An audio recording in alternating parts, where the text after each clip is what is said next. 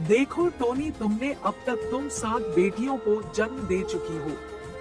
मुझे सिर्फ एक बेटे की इच्छा थी। इस बार बेटा ना हुआ तो तुम 8 बेटियों की माँ बन जाओगी और मैं तुम्हें घर से निकाल दूंगा।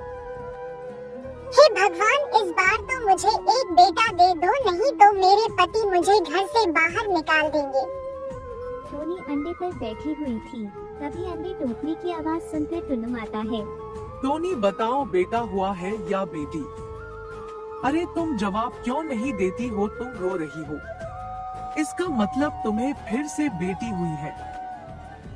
जी मैं आपको क्या बताऊं, ये आंसू दुख के नहीं, खुशी के आंसू है। भगवान ने इस बार हमें बेटा दिया है। अरे वाह, आओ बेटा मेरे पास आओ, अब से तुम मेरे साथ रहोगे। टोनी मेरी बात सुनो, मैंने तुम्हें घर में इसलिए रखा हुआ था क्योंकि मुझे एक बेटा चाहिए था। अब तुम इन 7 बेटियों को लेकर इस घर से निकल जाओ। सुनिए जी, मैं इन 7 बेटियों को लेकर कहाँ जाऊंगी? इनका पालन पोषण कैसे करूंगी? इनको कहाँ रखूंगी? मुझे कुछ नहीं सुनना है, बस तुम अभी के अभी यहाँ से निकल जाओ। ठीक है, जहाँ भगवान ले जाएगा। मैं अपनी बेटियों को वही ले जाऊंगी, कोई ना कोई सहारा तो मिल ही जाएगा। आप हमारे बेटे का ख्याल रखना और इसे अच्छे से पढ़ाना। इतना कहकर टोनी अपनी 7 बेटियों को लेकर घर से निकल जाती है। वो दिन भर जंगल में भटकती रहती है कि उसे रहने के लिए कोई आशियाना मिल जाए, लेकिन उसे कोई जगह नहीं मिलती। आखिर में वो एक घर का दरवाजा खटखटाती है। तभी एक चिड़िया बाहर निकलकर आती है। क्या काम है बताओ? बहन, मुझे तुमसे एक मदद चाहिए। मेरे पति ने मुझे मेरी बेटियों के साथ घर से निकाल दिया है और मेरे पास रहने के लिए घर नहीं है। क्या मैं कुछ दिन तुम्हारे घर में रह सकती हूँ? कुछ दिन के अंदर में दूसरा घर ढूंढ लूंगी और फिर यहाँ से चली जाऊंगी। बहन, मेरी मदद करो। अगर किसी के पास घर नहीं है तो उसे अपने घर में रखना मेरा ठेका नहीं है। और वैसे भी तुम्हारी इतनी सारी बेटियां हैं, मुझे इनसे अपना घर गंदा नहीं कराना। लेकिन तुम्हारे पास एक रास्ता है, बताओ ना बहन, मेरे पास क्या रास्ता है? मैं अपनी बेटियों को कहाँ लेकर जाऊँ? तुम अपनी बेटियों को अमेज़न के जंगल में ले जाओ, वहाँ पर कोई पक्षी नहीं रहता और तुम्हें घर बनाने के लिए बहुत जगह मिलेंगी और तुम्हें वहाँ खाना भी मिलेगा। लेकिन वहाँ कोई पक्षी क्यों नहीं रहता और वहाँ कोई खतरा तो नहीं? अरे वहाँ कोई पक्षी इसलिए ही तो नहीं रहता क्योंकि वहाँ रहने में बहुत खतरा है। इतना कहकर चिड़िया वहाँ से चली जाती है।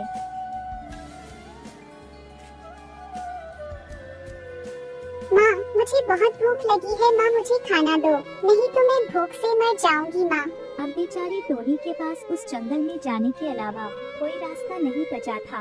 अब भगवान के भरोसे में तुम सभी को उस जंगल में ले जा रही हूँ।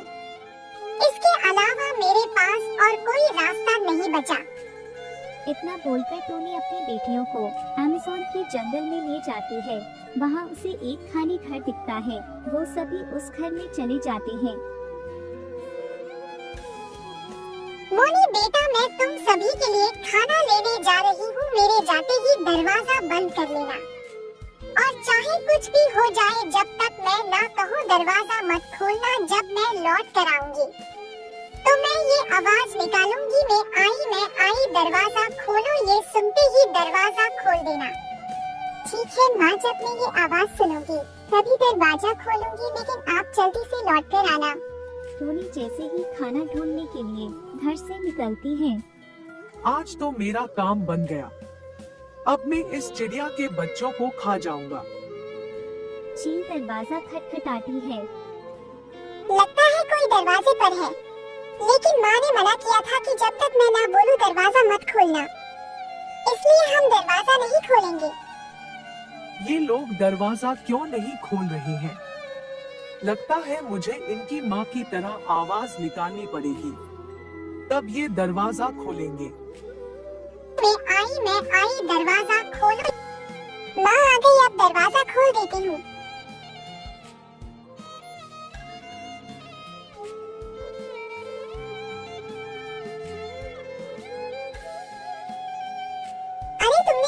माँ की आवाज निकालकर मेरे से दरवाजा खुलवा लिया। चली जाओ यहाँ से, नहीं तो मेरी माँ तुम्हें नहीं छोड़ेगी। तुम्हारी माँ मेरा क्या कर लेगी? अब मैं तुम सबको खा कर ही जाऊंगा। मुझे किसी तरह इसे बातों में लगाकर रखना पड़ेगा, हो सकता है तब तक माँ आ जाए।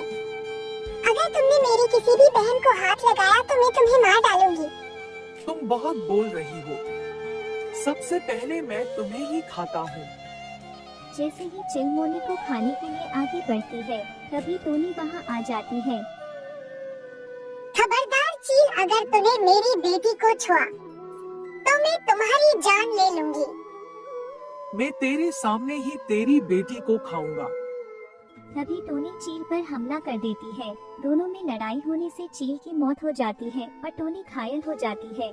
मोनी बेटा, अब मेरे पास ज्यादा समय नहीं रहा तुम्हारी सुरक्षा करने के लिए। अब मैं नहीं रहूंगी, इसलिए तुम अपनी बहनों को लेकर इस जंगल से चली जाना। ये जंगल तुम्हारे लिए सुरक्षित नहीं है बेटी।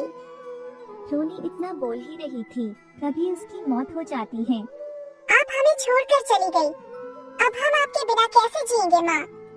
सभी बेटियां दुखी मन से उस जंगल को छोड़ देती है। मोनी दूसरे जंगल में घर ढूंढ लेती है और सभी बहनें मेहनत करके अपना पेट पालती है। एक दिन उन्हें एक चिड़ा दिखता है, वो बैठा हुआ रो रहा था। तभी मोनी उसके पास जाकर पूछती है, आपको क्या हुआ है? आप क्यों रो रहे हो? बेटा, आज मैं अपने बुरे कर्मों की सजा भुगत रहा हूँ। मैंने अपने बेटे के खातिर अपनी पत्नी और अपनी बेटियों को घर से निकाल दिया था, और मैंने जैसे ही उसकी शादी की, उसने अपनी पत्नी की खातिर मुझे घर से निकाल दिया। पिताजी, मैं आप ही की बेटी हूँ, आप चिंता मत करो, आप हमारे साथ चलो। बेटी, मुझे माफ कर दो, मैंने तुम सबको घर से निकालकर तुम्हारे साथ बहुत गलत किया था। पिताजी, आप हमसे माफी न मांगो, आप हमसे बड़े हैं, चलो आप हमारे साथ चलो। इतना कहकर मोनी अपने पिता को अपने साथ ले आती है और वो सभी मिलकर खुशी खुशी साथ में रहने लगते हैं। वही जंगल में टोनी नाम की चिड़िया रहा करती थी। चिड़िया बेचारी बहुत मेहनती थी। वे चिड़िया बेचारी केले की खेती किया करती थी। कुछ दिन बाद जंगल में एक कालू कौवा रहने आता है। अरे, मैं इस जंगल में रहने तो आ गया, मगर मुझे तो इस जंगल के बारे में कुछ भी नहीं पता। कौन पक्षी क्या काम करता है और कौन पक्षी कितना अमीर है, मुझे इन सब बातों का पता लगाना होगा। फिर मैं इस जंगल में सबसे ज्यादा अमीर बनने की सोचूंगा। उसके बाद में सभी पक्षियों पर अपना हुक्म चलाऊंगा। ऐसा करूंगा कि मैं कल किसी पक्षी से पूछ लूंगा। बारिश का मौसम भी आने वाला था। उसके अगले ही दिन कालू कौवा एक पक्षी से जाकर सारी बात पूछता है। देखो भाई, मैंने तुम्हें मेरे जंगल के बारे में सारी बात बता दी, लेकिन तुम ये बताओ, तुम ये सब बातों को जानकर क्या करोगे? अरे नहीं नहीं बहन, मैं कुछ नहीं करूंगा। मैं तो इसलिए पूछ रहा था क्योंकि मैं भी अब कुछ न कुछ काम करने की सोच रहा हूँ। मैं इस जंगल में नया नया आया हूँ, मुझे कुछ पता भी नहीं था। अब तुमसे पूछकर मुझे पता चल गया है। मैं कुछ काम शुरू करूँगा। इतनी बात कहकर कालू कौवा अपने घर आ जाता है। अच्छा, तो टोनी चिड़िया है इस जंगल में सबसे ज्यादा अमीर, क्योंकि ये केले की खेती करती है। अब मुझे कुछ ना कुछ करना होगा। इस टोनी चिड़िया को मुझे सबक सिखाना होगा, तब मैं अमीर हो पाऊंगा। बस मैं मौके के इंतजार में रहूंगा। जिस दिन मुझे मौका मिल गया, मैं नहीं छोड़ूंगा। दूसरी तरफ टोनी चिड़िया अपने खेत की खूब देखभाल कर रही थी। लगता है मुझे अब घर चलना चाहिए, बारिश भी आने वाली है, नहीं तो मैं बारिश में भीग के बीमार हो जाऊंगी और फिर मेरे खेत की देखभाल कौन करेगा? ये क्या, बारिश भी आने लगी है, मुझे घर चलना चाहिए। उसके बाद टोनी चिड़िया तुरंत अपने घर आ जाती है और अगले दिन ही उसको बहुत तेज बुखार हो जाता है। ये तो मेरे साथ सही नहीं हुआ, क्योंकि ये सब मेरी ही गलती है। मैंने बारिश में जाकर खेत की देखभाल की, इसकी वजह से मुझे बुखार आया है। अब तो मैं जब तक नहीं जाऊंगी जब तक मेरा बुखार ठीक ना हो जाए। फिर इस बात का पता कालू कौवा को चलता है। मेरे पास यही एक मौका है। अभी जाकर टोनी के खेत से उसके सारे केला तोड़ लेता हूँ और उन केलों को बेच दूंगा। अच्छे रेट में बिक जाएंगे सारे केले, मेरे पास अच्छे पैसे भी हो जाएंगे। उसके बाद मैं सबसे अमीर भी हो जाऊंगा। उसके बाद मैं सभी पक्षियों पर अपना हक जताऊंगा।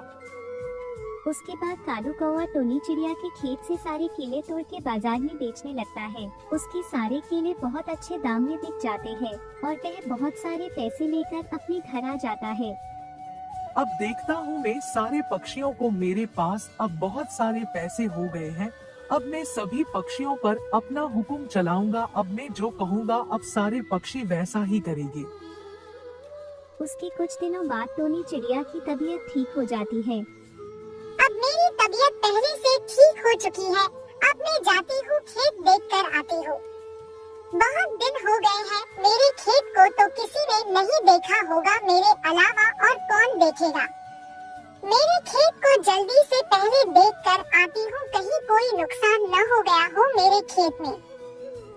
उसके बाद टोनी चिड़िया खेत देखने घर से निकल जाती है, मगर जिस चिड़िया ने कालू से केले खरीदे थे वहाँ टोनी चिड़िया को देख लेती है और वो उसे बुलाने लगती है। उसकी आवाज सुनकर टोनी चिड़िया उसके पास आती है। अरे क्या हुआ मीनू बहन, इतनी जोर जोर से क्यों आवाज लगा रही हो मुझे? अरे नहीं टोनी बहन, हुआ तो कुछ नहीं है, बस आपसे एक बात पूछना है। क्या आपने अपने केले को बेचने के लिए किसी कौवे को भेजा था क्या? क्योंकि आपके सारे केले कुछ दिन पहले एक कालू कौवा बेच रहा था। वो जंगल में नया नया आया है, मुझे लगा क्या पता टोनी बहन ने उसे भेजा हो। अरे नहीं बहन, मैंने उसको नहीं भेजा था, तुमने मुझे बता दिया, यह अच्छा हुआ। अभी कुछ दिन पहले मेरी तबीयत खराब हो गई थी। इस बात का फायदा उठाकर उस कालू कौवा ने मेरे सारे केले तोड़ लिए होंगे और उनको बेच दिया होगा। मैं अभी जाकर उसको सबक सिखा कर आती हूँ। दूसरी तरफ कालू कौवा के दिमाग में कुछ और ही बात चल रही थी। अब तो मेरे पास बहुत सारे पैसे हैं, इसलिए मैं सोच रहा हूँ कि अब मैं इस छोटे जंगल में किसी को परेशान नहीं करता हूँ। इतने पैसे लेकर तो मैं कहीं दूसरे बड़े जंगल में जाऊंगा और वहाँ के पक्षियों पर अपनी हुकूमत चलाऊंगा। चलो चलता हूँ यहाँ से किसी दूसरे बड़े जंगल में। तभी कालू कौवा वहाँ से चला जाता है और थोड़ी ही देर बाद टोनी चिड़िया वहाँ पर आती है और कालू कौवा को आवाज लगाने लगती है, लेकिन सुनता कहाँ से कालू कौवा तो वहाँ से चला गया था। उसके बाद टोनी चिड़िया दुखी होकर अपने घर चली आती है। हे भगवान, यह मेरे साथ ठीक नहीं हुआ। मैंने इतनी मेहनत करके केलों को पाला था, पर उस कालू ने तो सारा धंधा चौपट कर दिया। उसने मेरे साथ सही नहीं किया। अब मैं कहाँ जाऊंगी? उसी की वजह से तो मेरा सारा घर चलता था। अब मैं क्या करूं? मेरे तो कुछ समझ नहीं आ रहा। कुछ ना कुछ तो मुझे करना होगा। उसके कुछ दिनों बाद टोनी चिड़िया अपने खेत में जामुन के पौधे लगाती है। पौधे लगाने के बाद टोनी चिड़िया बहुत खुश थी और फिर कुछ सालों बाद उसके पौधे अच्छे बड़े हो जाते हैं और उसमें फल भी आने लगते हैं। टोनी चिड़िया अब बहुत ज्यादा खुश थी क्योंकि उसको अब किसी भी चीज की कमी नहीं होने वाली थी। समय ऐसे ही बीत जाता है। टोनी चिड़िया अपने जामुन बेचकर अच्छे पैसे कमा लेती है और फिर टोनी चिड़िया खुशी खुशी अपने घर में रहने लगती है।